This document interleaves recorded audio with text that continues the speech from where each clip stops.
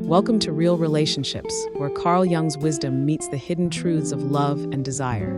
If depth, psychology, and the power of feminine energy speak to you, subscribe and join this journey into the unseen. Some women do not chase, and yet they are never forgotten. They move through the world with a quiet gravity, and a man feels it before he even understands it.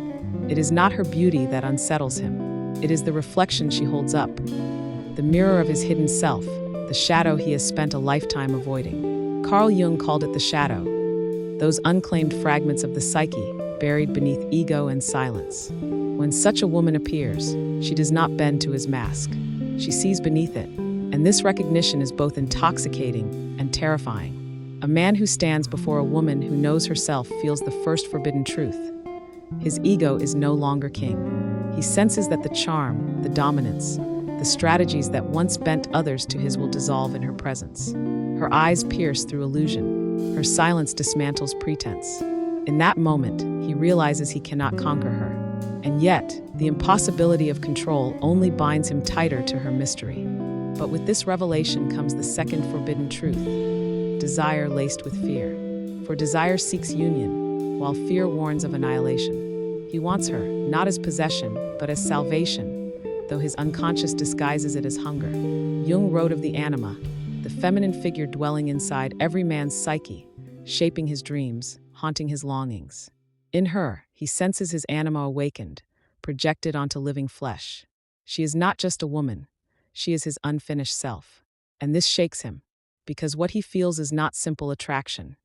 It is confrontation with the deepest layers of his psyche, a forbidden intimacy, where every touch, every glance, awakens both yearning and terror. He cannot explain it. He only knows that she lingers in his mind long after she is gone, like a flame that will not die.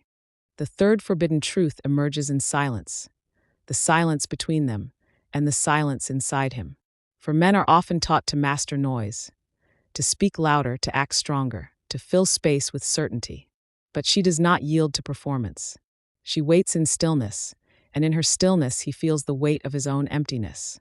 It is here, in the quiet, that his wounds resurface. The failures unspoken, the loneliness unhealed, the boy within him still crying. And though he may resist, though his pride may roar, part of him knows she has already seen this child beneath the armor. A fourth forbidden truth seeps in obsession. Not the shallow obsession of lust, but the deeper ache of recognition. He finds her in his dreams, not because of her body, but because of the way she unsettles his soul. She becomes a haunting, a figure of both temptation and transformation. In Jungian terms, she is the key to individuation, the painful process of becoming whole. And though his rational mind may rebel, his unconscious clings to her, as if she is the door he must pass through to find himself. But with obsession comes a final forbidden truth, the truth of power.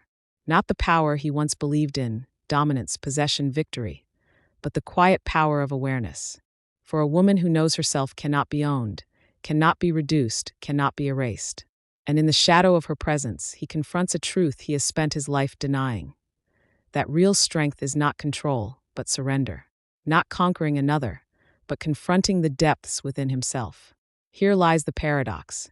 He both desires her and fears her, chases her and resents her, resists her and cannot let her go. She awakens both his demons and his divinity. And while he may never confess these truths aloud, his soul knows them intimately. Yet this story is not about him. It is about her. The woman who knows herself does not need his recognition to validate her worth. She does not measure her value by his obsession or his silence. She walks through life with an inner compass that points to truth. She embodies what Jung called individuation, the full integration of shadow and light, the wholeness of a soul that has met itself. She is not waiting to be chosen. She is choosing herself. And in doing so, she forces every man who crosses her path to meet his own unfinished self. Some will resist, some will crumble, some will grow, but she remains untouched by their turbulence, a flame steady in the wind. For the greatest forbidden truth of all is not what a man feels in her presence, but what she awakens within herself. The freedom to love without losing, to give without shrinking, to walk away without breaking. And so when she turns and leaves in silence, she is not weak.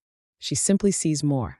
She sees beyond the masks, beyond the hunger, beyond the war of ego. She sees into the soul. and she knows she was never the battlefield. She was always the mirror. Thank you for watching Real Relationships. Remember, the woman who knows herself does not chase, she chooses.